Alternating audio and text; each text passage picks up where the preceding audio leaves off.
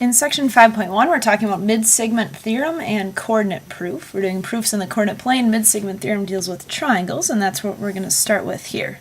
Oops. So mid-segment of a triangle, what is a mid-segment?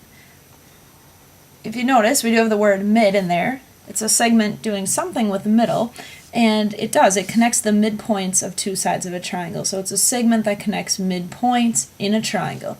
Now if we're connecting the midpoints of two sides, I'm going to draw in approximately where I think, how about I do the midpoint of this side? Now if that's a midpoint and I wanted to prove that or show that that really is true, I would have to do tick marks here and here. Now it is a midpoint for certain.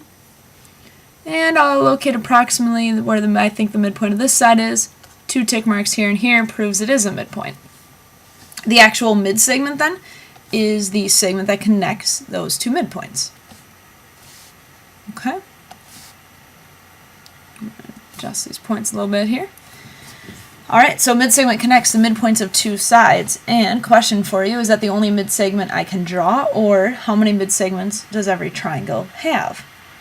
Well, I suppose there's one more side I could find the midpoint of. I could find the midpoint of this bottom side, and I'd have to do 3 tick marks here.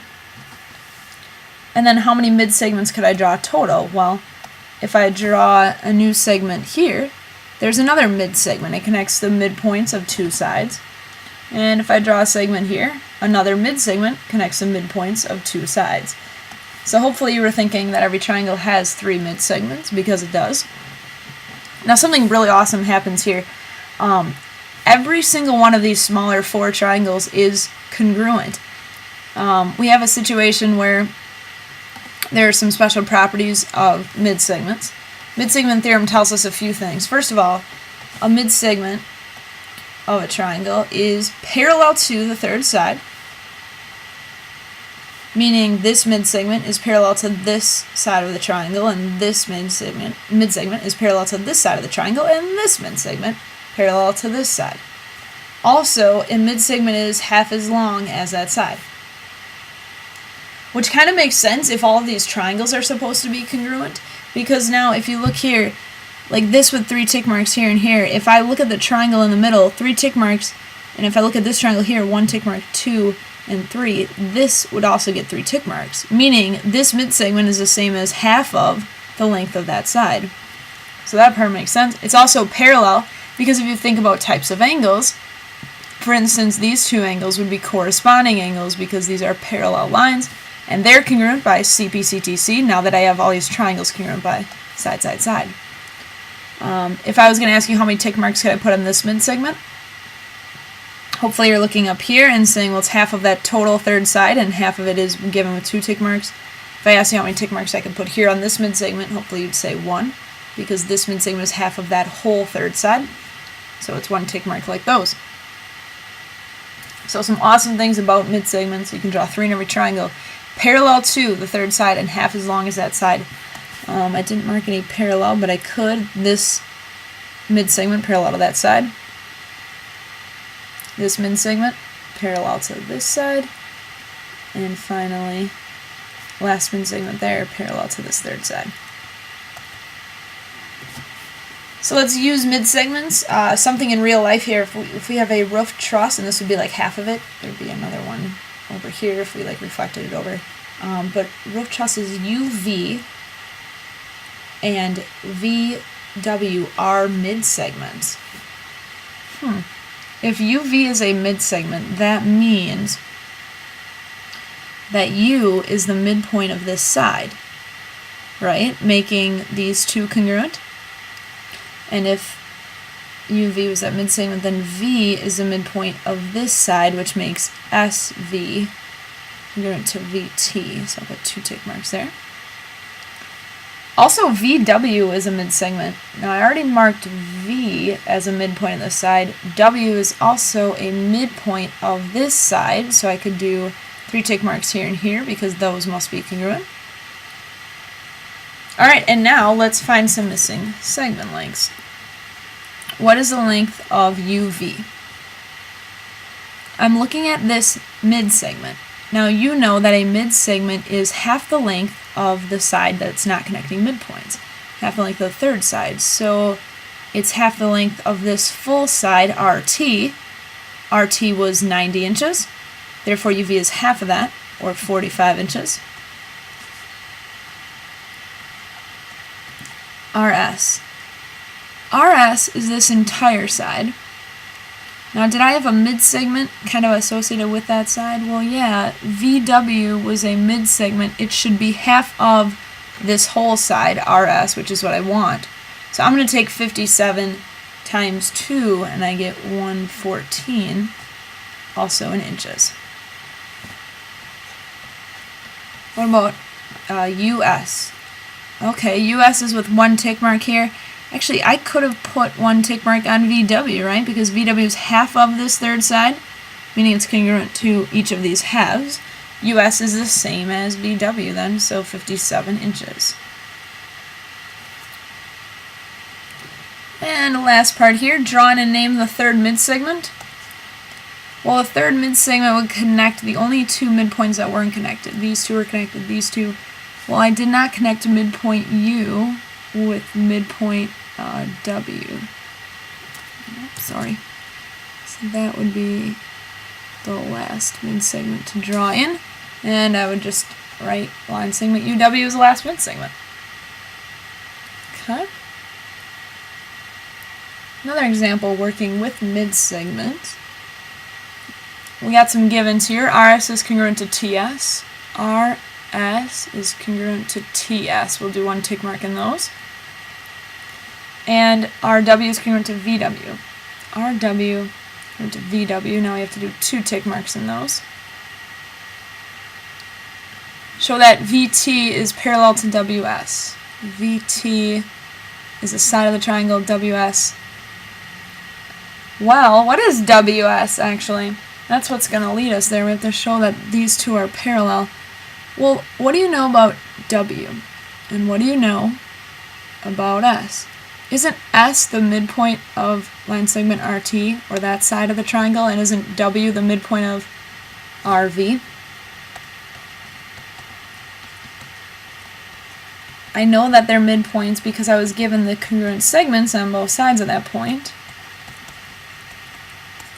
RT and W is the midpoint of RV. So here's what we know. What is WS called?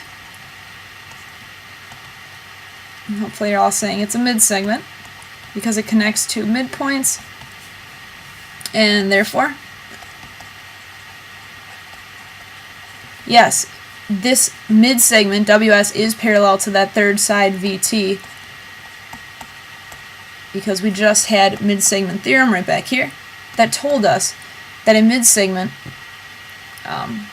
is parallel to the third side of the triangle and half the length of that third side. So by midsegment theorem. Okay, so I just had to show that it was a midsegment by saying, by definition, it connects 2 midpoints. W and S were both midpoints of their sides, so WS is a midsegment, therefore it is parallel to the third side. Something else we're looking at in this section is coordinate proof. And what a coordinate proof does is it puts a geometric figure in the coordinate plane on a graph. And we use variables to represent the vertices, to give the coordinates of the vertices of that figure. And we do a proof that'll then make the results that we get true for any figure of that type. We're not only doing it for one specific figure, so we're not putting numbers in, we're putting variables in for all of the coordinates. So like every xy gets a new variable, and therefore whatever we prove will be true for any shape of that type. And you'll see how this works in a second. What we're really going to focus on today is putting shapes in a convenient place in the coordinate plane, and the most convenient point on the coordinate plane is, of course, the origin, 0, 0. So you're always going to use that as a vertex, and it's really convenient to put sides of a shape on the x or y axis if possible. So examples here. Place each of these figures in the coordinate plane to conveniently or easily assign coordinates to those vertices. Let's say we're putting a rectangle in the coordinate plane. So put a rectangle in the coordinate plane where the side lengths are j and k. Notice I'm not giving you numbers what the side lengths are. It could be j could be anything, k could be anything. All I know is I'm putting a rectangle in the coordinate plane.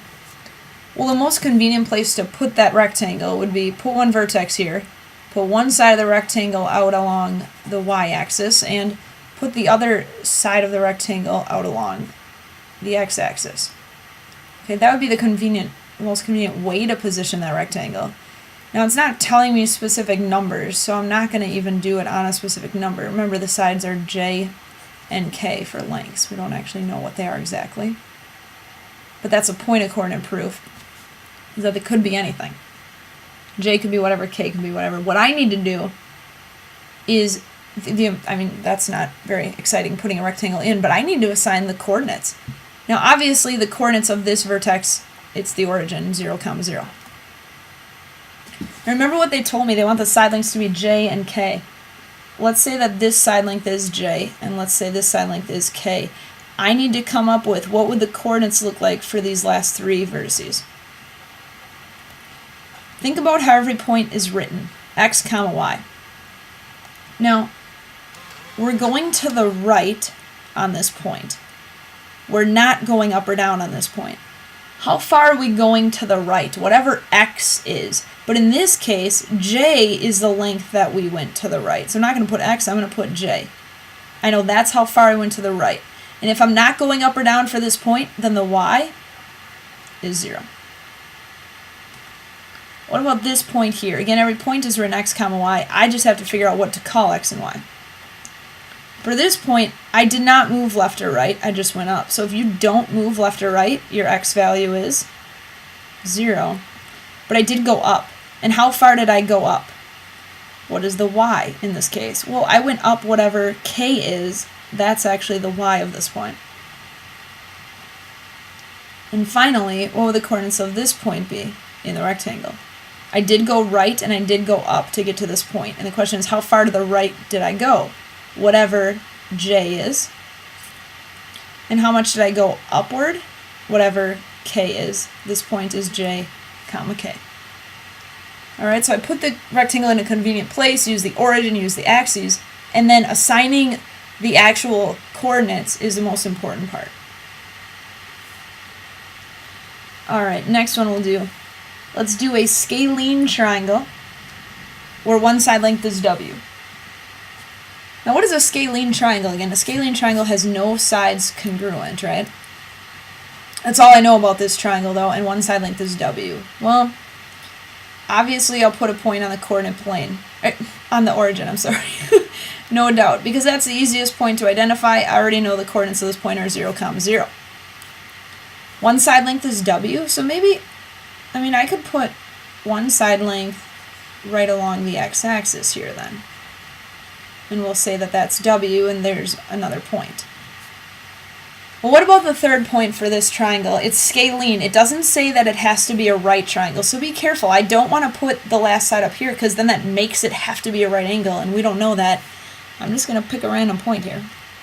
It was scalene. The sides are not supposed to be the same length. They didn't tell me that it's right, acute, or obtuse, so I'm just putting it in a random place. And now I have to name these vertices as well.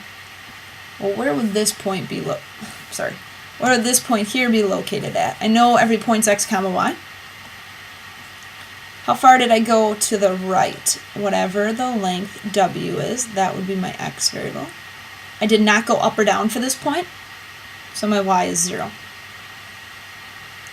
Now this point was totally random. I have no idea. They didn't tell me anything about lengths. They didn't tell me anything about distance. So honestly, you can put whatever you want for those variables. I could put x, y, but maybe since it's random and I want it to be different, I'll just do a, b. Just don't use w because that one was already assigned. But yeah, so this is a random point, so just a, b. And then I have one more example I want to do. So we're going to actually get rid of this one. This last one I want to do is put a right triangle in the coordinate plane where the leg lengths are 4 and 7. Ooh, this one I actually have numbers. That helps us a little bit here.